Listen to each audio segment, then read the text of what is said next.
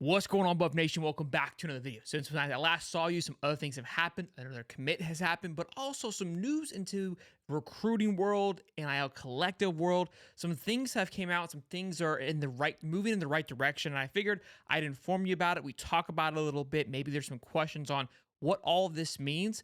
And ultimately, it's a really good sign for Colorado in the direction that they're heading in regards to recruiting, transfer portal, Coach Prime having success at Colorado, all those things going to be a blast to talk about. And again, if you guys have any questions after the fact, if I leave any stone unturned, let me know in the comments. Before we get into it, play my theme music.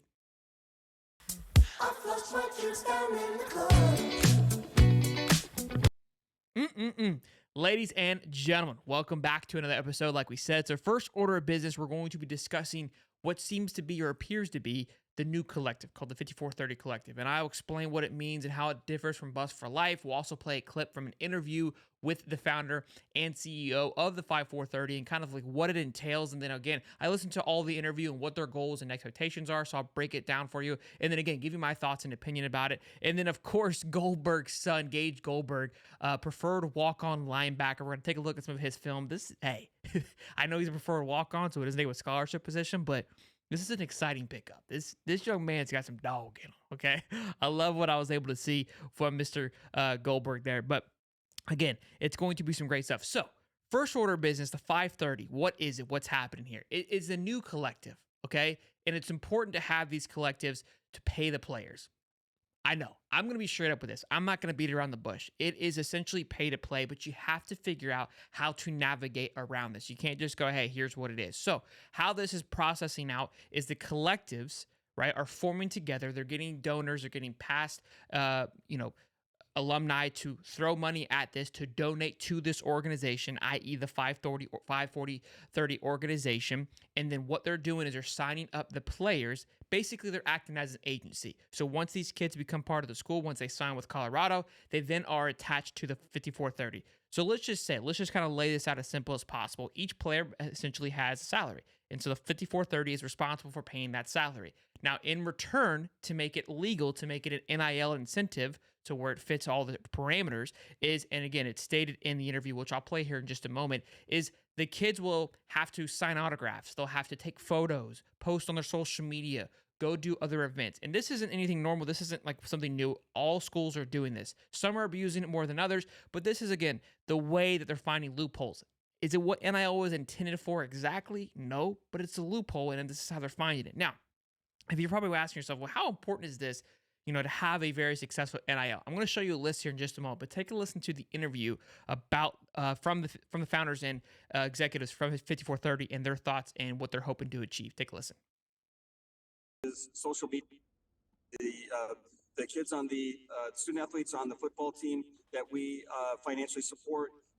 In exchange for that financial support, they do various activities to promote those individual charities, whether it be autograph sessions, personal appearances, social media posts, etc. And so that's the exchange. That's kind of the practice. So, like I just said, they were kind of explaining how this business operation would work. People were asking, how does it differ from Bus for Life? It seems like Bus for Life is an overall collective for the school, for all student athletes. These guys seem to be strictly focused on football, which is exciting news. And also, too, wondering, this company was established in 2023. They talked about this in their interview, but they're really starting to make some movements headed into 2024. They're kind of trying to find their wits about them in 2023, which they kind of blamed, like, hey, the reason why we didn't recruit or were probably as active as people would have liked was because we were trying to find ourselves and get our foundation. He's like, there's no reason why Colorado doesn't get 20 solid commits year in and year out. Now, we talked about that and again, how the transfer portal affected that, but I also think that's why the transfer portal had some major success very early on, because these guys are starting to get established.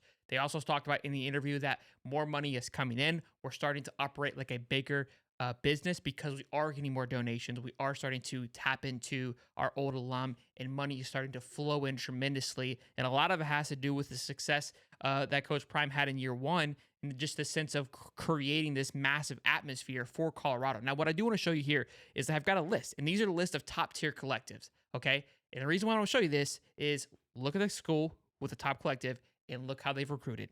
It's uncanny. So Tennessee is the number one overall collective. This is according to On3, based on how, I guess, just how much money is going into it and how much people are focused in on this. Tennessee is kind of an outlier. They haven't really they've done well, not as good as they should, given being the number one collective, but they've been active nonetheless. Texas A&M, we know they sling money. There's no question about it. Now, whether it can translate onto the football field is another thing. But these guys, just 2 years ago, when the collective stuff started, had the number one recruiting class of all time. Of all time. Number 3, Oregon. We've seen what Oregon's been doing. I don't need to go any further than that with Oregon. Texas. They're landing anybody and everybody that they want right now. Their recruiting classes are on fire. Their transfer portal is on fire. Miami. Miami for the past 2 years has came out of nowhere last minute and landed themselves a top 10, top 5 class. They went what, 6 and 7, 5 and 7 the last 2 years, but they're spending money on the recruiting cycle and they're getting it done. Battles in Florida State. Florida State has been eating in the transfer portal as well as having a top 10 class this past year. These things are working. USC, Lincoln Riley can't seem to get his shit together. But clearly, he's got some things. Even Arkansas has been a little more effective as well. Ole Miss, Lane Kiffin fighting Colorado for the number 1 overall transfer portal class, going all in essentially in the transfer portal, landing some of the top players out of the transfer portal class. So you can see the trend here of how important it is to have a top performing collective. And it seems like 5430 is trying to become that and move that in the right direction. They also spoke about, again, Colorado when they were in the Big 8 in the early 90s when they won the national championship in 91, says, look, we were the powerhouse. We were where everyone wanted to be. And this is something, too, like Colorado is a beautiful place.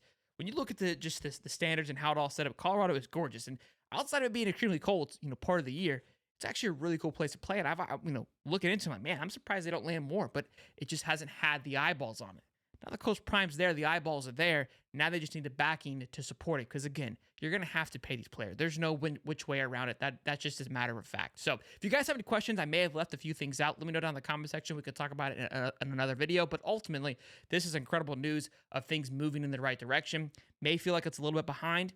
Could be, but it seems like the 5430, they seem to have their ducks in a row and they're ready to attack and be aggressive. So we'll see how that plays and how that coordinates with this recruiting class for this 2024 year and continuing on again with the portal headed into next year. So next order of business, let's talk about Mr. Gage Goldberg, 6 foot 220 linebacker. When you look at his film, he just looks like a linebacker, rocking the jersey number 99. He's got the big pad coming off the neck, looking like the boss. I mean, he just gives you linebacker feels. Big boy, just ready to eat somebody. He looks like his dad. Look at him right there. He looks like Goldberg right there. Look at him, just coming down the WWE. Look, boom, just eating somebody. This guy's just got killer just built inside of him. And obviously Goldberg and Coach Prime played together in the early 90s at the Falcons. So a little connection here. He was supposed to be a preferred walk-on for Alabama. Obviously Saban retires. Then Coach Prime comes in and scoops up old Goldberg. But I love this here. This is a good pickup for the Buffs. Again, he doesn't take away any scholarship positions because I know we've been talking about scholarships and how that's going to impact that. This isn't going to impact that because it is a preferred walk-on, but will be something interesting to watch to see if he gets a scholarship over the next year or so, depending on how well he performs during practices and whatnot. These are one of these stories that are cool. Usually prefer walk-on, and they can, about the year 2 or 3 is when if they really step up, can earn themselves a scholarship. So, like it. I love it. I mean, again, he could have had a scholarship and played somewhere at a smaller school, but he's like, no, I'm going to prefer walk-on. I'm going to earn my way. And honestly, I love it. So good pick up there after we just talked about getting the linebacker from Florida Atlantic today. This dropped just shortly after.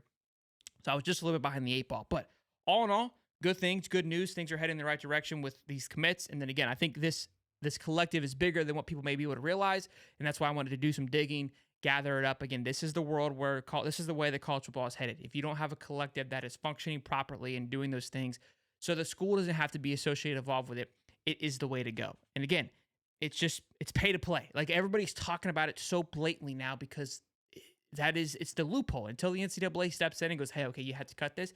You have to do this. Everyone else is doing it. And if you're not, essentially, you're behind the 8 ball. Again, if you have any questions, let me know. But be sure to smash the like button. We're almost at 8,000 subs. It means a lot if you help us get there. And I'll see you on the next one. Peace.